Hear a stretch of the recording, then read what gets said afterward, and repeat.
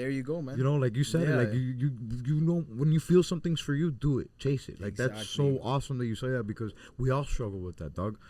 We all struggle with that. It could be something as small as talking to somebody in a social place.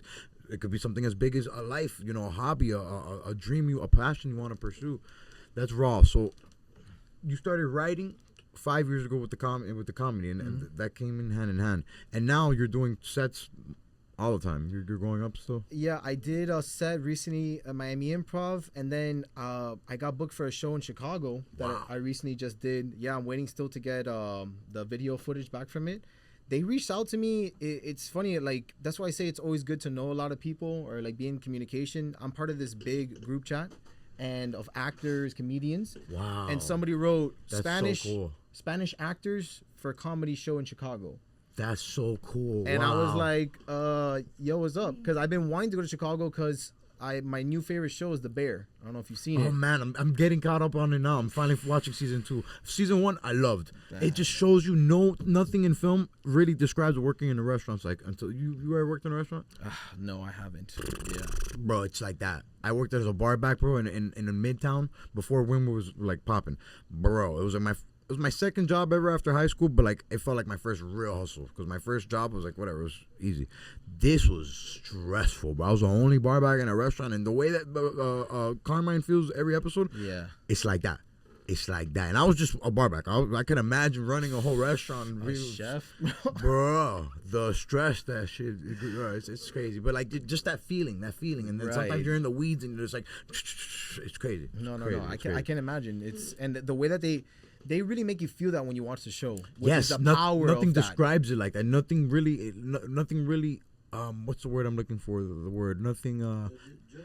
Yeah, nothing does it justice. Yeah, nothing gets it. Yeah, nothing captures it. That's what I'm trying to say. Yeah, nothing captures it. Nothing really captures it for the audience, because you don't get it. No. You just don't get it. You're just serving food. It's like, no, man. When I was in that restaurant, bro, the traffic of going in and out from the restaurant area to the kitchen, bro, you bump into people with atrás, delante, you know, like just so you don't bump into the person. Even people that didn't know Spanish, they knew what atrás was, because you know it's crazy, bro. No, for sure, bro. Yeah, bro, madness.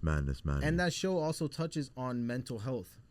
What not only working in a chaotic place, but you're dealing with your own stuff and you're trying to keep this place together. So I love that they tie that all in. It all connects. And so they said stand-up comedy show, and you got to speak Spanish in Chicago. And my Spanish is good, you know, I guess. And the Bear's in Chicago. Exactly. Yeah, that's crazy. So I reached out to the guy. I go, I'll do it. Let me know. He goes, okay, send me a set. And I sent him a set. He loved it. He goes, can you do the whole set in Spanish? Never done a set in Spanish before. Wow. Never. And he goes, and I go to him, I go, yeah, I could do it. No problem. Full circle moment. And then he goes, all right, I'm going to book you the flight. It's this August 27th. This is the dot. Are you, bro, before I knew it, I was on the way to Chicago. And then I told myself, because he told me, he goes, you could stay for a day or as long as you want. I go, you know what? I'm going to stay for 3 extra days. I'm going to explore the whole city. I went, I did the show. And I wrote down a whole set, you know, but of course, like I said, when you get there, you don't know how you're going to feel, especially me doing it in Spanish. That was like already nerve-wracking. But I got up there and I think it was one of my best sets. And it was in Spanish, which is crazy the whole time. Like, was the material you prepared though? Or you're saying No, it was my material, but it didn't go exactly as I planned because the audience was very interactive. Because you don't know what type of audience you're going to get sometimes. Sometimes the audience, everybody's like this. And they're just like, hey. But this audience was like, wow, like, you know, like they were giving me their energy. So I jumped off the stage. I started dancing on the crowd. I gave a lady a lap dance. Nah. Like it was, it was wild, bro. Like they were loving it. And they were like, Miami in the house. I was like 305 to like that. Like it was great. It was, and it started off my trip. It was the first night I got there. And then from there I stayed. I went to the restaurant of the Bear. So they open a restaurant. I'm assuming, because I just saw. I'm at the point right now where they find mold and they just shut everything down. Right. I'm there in the season. Right. So. Well, I went to. There's a real restaurant that they shoot the show in. The Mr. Beef. It's there. The original spot where they make the sandwiches. I have the first photos. spot that got mold that they're closing down. Yes. So you went there. Yes. Nice. And it just so happens behind the counter is one of the actors. You know the guy, the famous chef, Flack.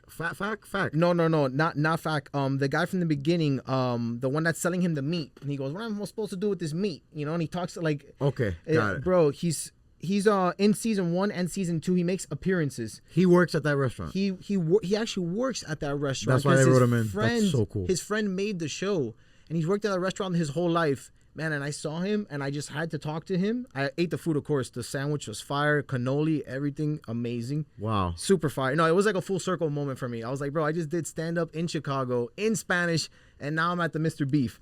I was like, bro, I can't, the classic Italian dipped, spicy and sweet. They dip it twice with fries and a cannoli and a cream soda. Yeah, baby. Cream soda's fire. Yeah, bro. Very hated on. A lot of people don't like it. I appreciate a good cream soda. I love cream soda, man.